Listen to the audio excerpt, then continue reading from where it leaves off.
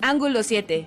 Periodismo para construir en común. Presidenta, gracias por la entrevista para Ángulo 7. Estamos muy contentos de que nos haya recibido para platicar de este ya cierre de gobierno y entrar en materia de saber cómo hace un balance ya de este último año.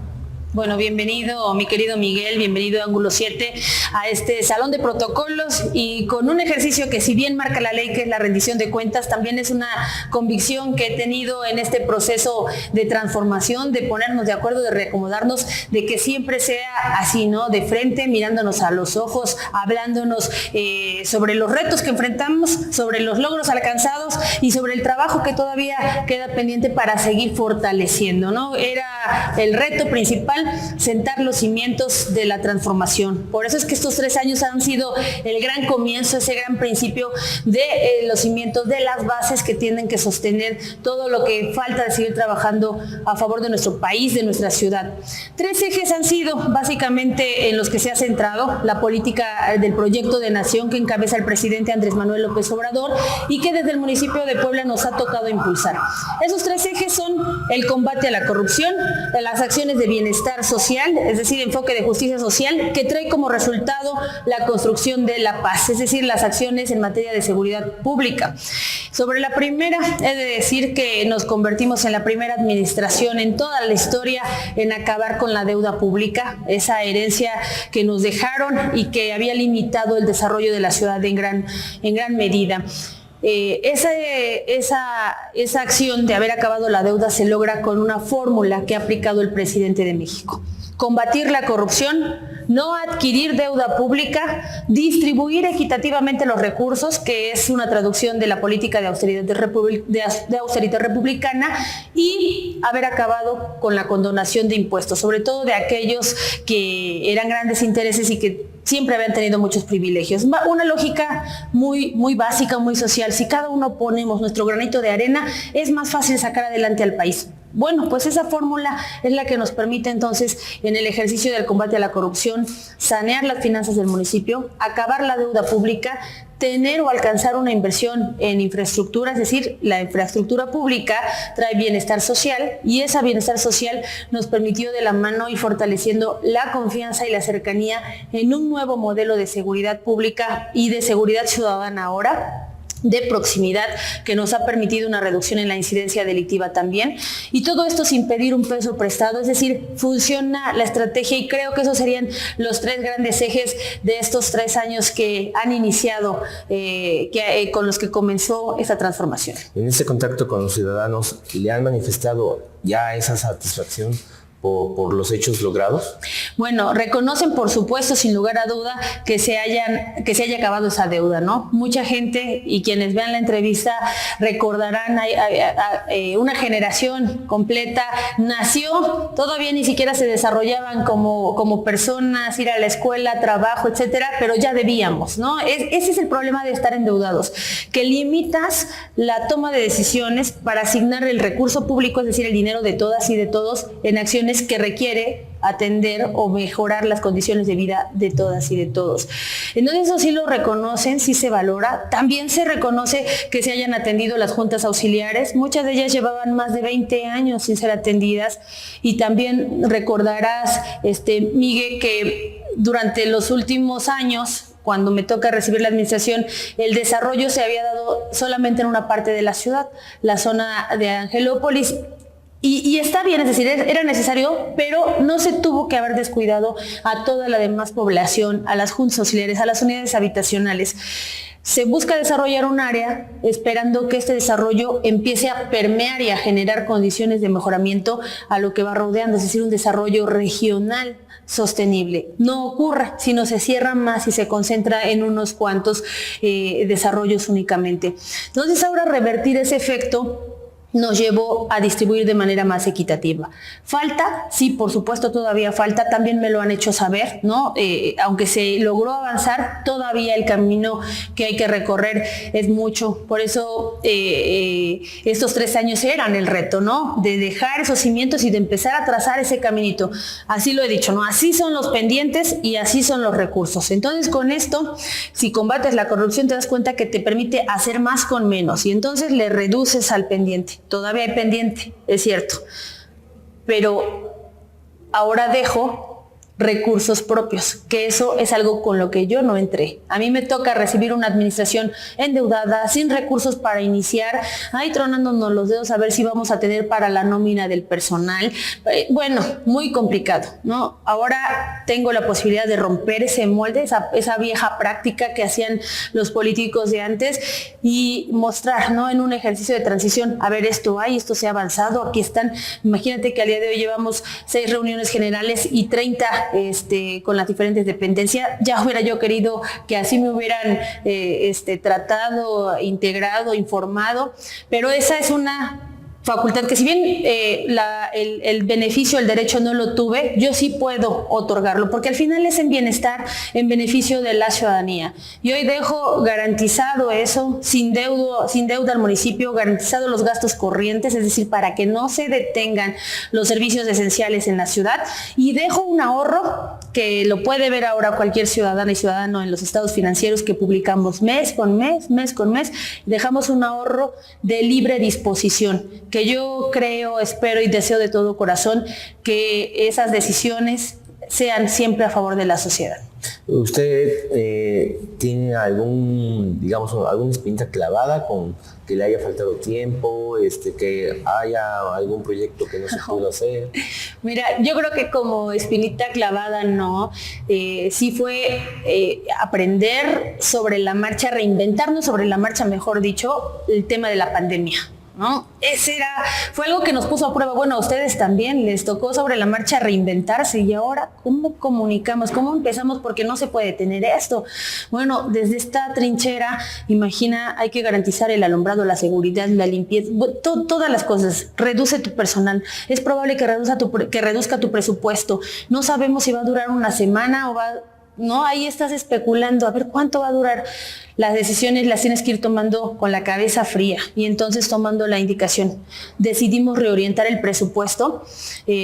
Yo decidí, a ver, ya no estemos pensando si mañana, si pasado, a lo mejor la siguiente semana ya cambian la situación. Mejor no se puede convocar a actividades públicas, entonces estas actividades hay que modificarlas. Y ese recurso, pásalo para acá porque lo vamos a destinar en 2 acciones. Una de reacción, es decir, atender lo inmediato, que prácticamente fue prevenir, equipos de salud, kits, revisión, monitoreo, y el grueso en acciones que nos permitieran prepararnos para una reactivación de la economía de forma inmediata. De ahí que la gran cantidad del recurso se haya ido en obra pública, porque obra pública es uno de los sectores de la economía que mayor desencadenamiento genera, porque nosotros tenemos que garantizar un servicio. Para ello tenemos que contratar a una empresa. La empresa tiene que contratar mano de obra, proveedores, y esa mano de obra necesita uniforme, necesita alimento, necesita transporte, es decir, se empieza a reactivar, que esa es la estrategia que se ha logrado implementar. Entonces, fue el reto. No lo siento como un sinsabor, sino más bien como una oportunidad de haber sabido responder. Así nos tocó. A veces me preguntaban, oye, pero pudo haber sido mejor si no les... Pues no sabemos cómo hubiera sido sin la pandemia. Fue el escenario que nos tocó y en ese escenario tenemos que responder, y ahora puedo dar cuentas de esto. Ahora, la pandemia no se acaba con su gobierno, la pandemia sigue. Entonces, es diferente ver los toros desde la barrera sí, a verlos ya en el ruedo.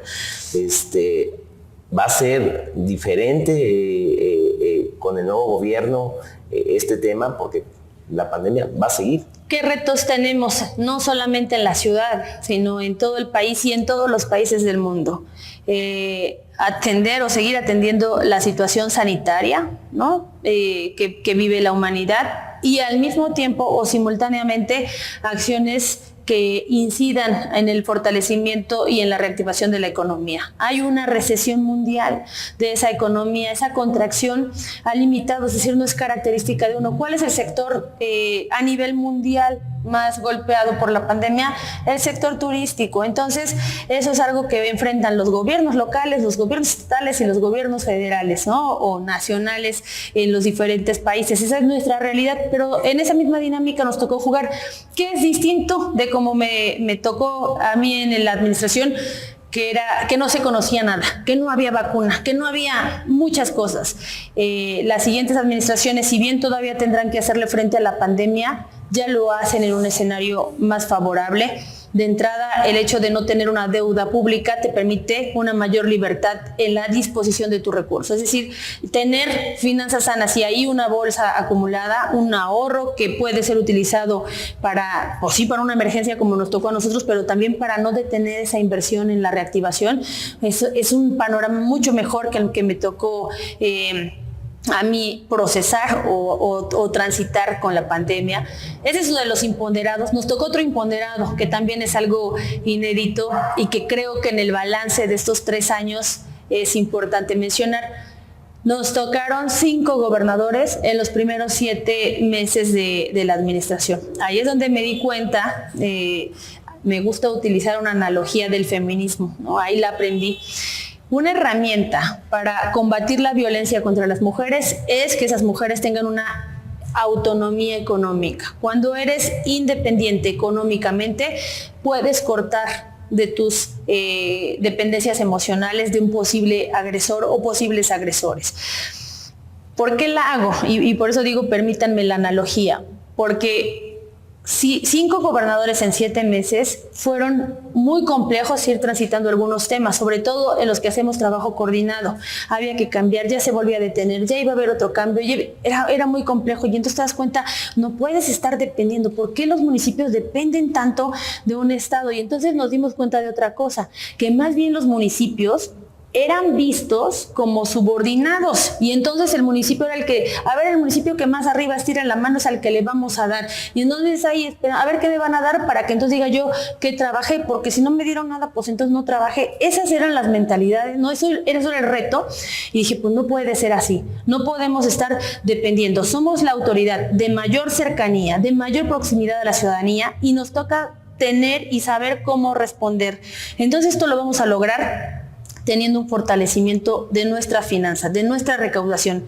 En los 3 años no se aumentaron los impuestos. En el mismo se fue tejiendo esa confianza y la lógica de cada quien su granito de arena. No hay condonaciones, pero que miren, necesitamos que cada pesito llegue lo justo y lo justo se va distribuyendo entre todos. Esa fórmula, yo puedo dar testimonio, funciona. Es lento, pero ahí va, mira, ahí va avanzando y nos permitió romper ese molde. Ahora también será otro de las entregas que hago y que me llenan de orgullo.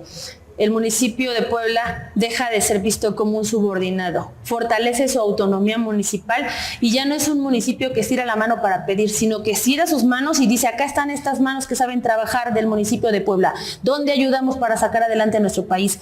Ese cambio de mentalidad es el que nos tocó construir en estos 3 años que han sido el principio de la transformación. Y siendo la principal ciudad, ¿no? El principal municipio del estado.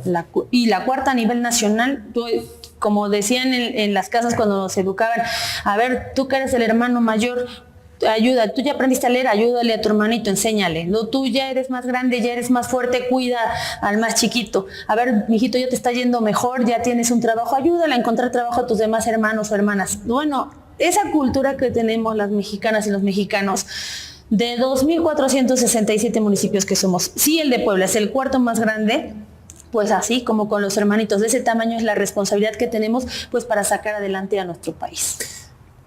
Ya acabamos en unas semanas este gobierno. ¿Cuál es el futuro de Claudia Rivera?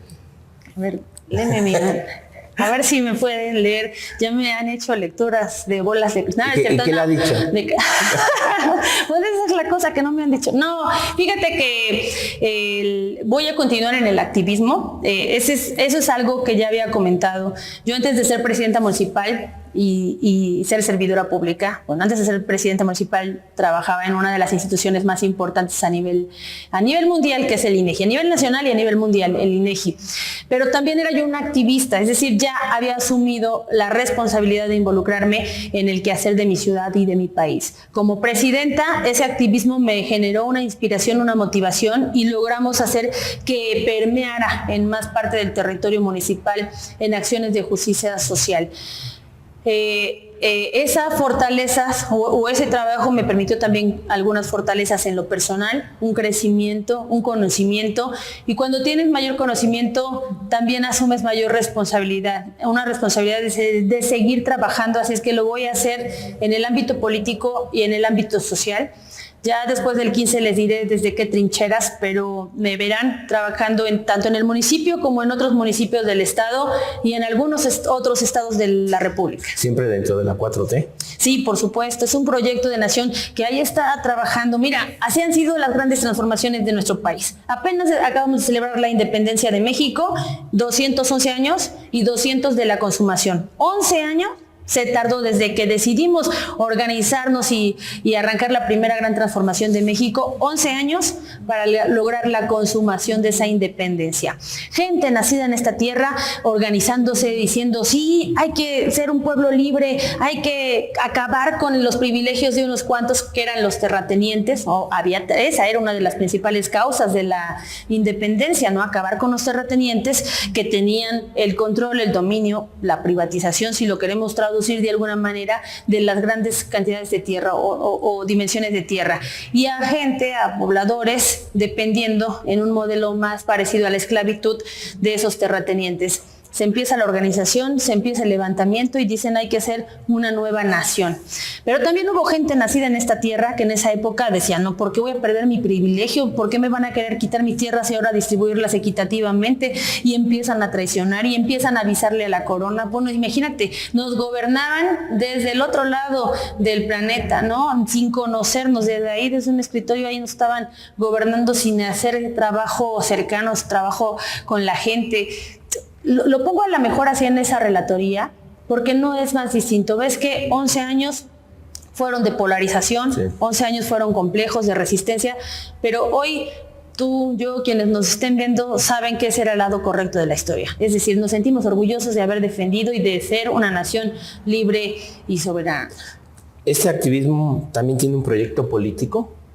Sí, mira, yo creo que Morena como partido está naciendo, está fortaleciéndose y requiere el trabajo y la convicción de todas y de todos. Es un movimiento, sigue siendo el movimiento social más grande de América Latina.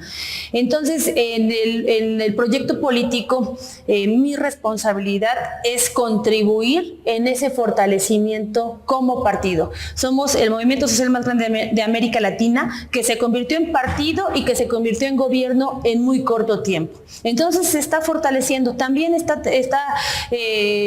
creciendo su raíz, sus ramitas, ¿no? Si lo vemos como en alusión a una planta, y ahí tenemos que sumar. Yo tengo convicción en ello y me voy a involucrar también en el fortalecimiento de la vida partidaria de Morena. La dirigencia es una...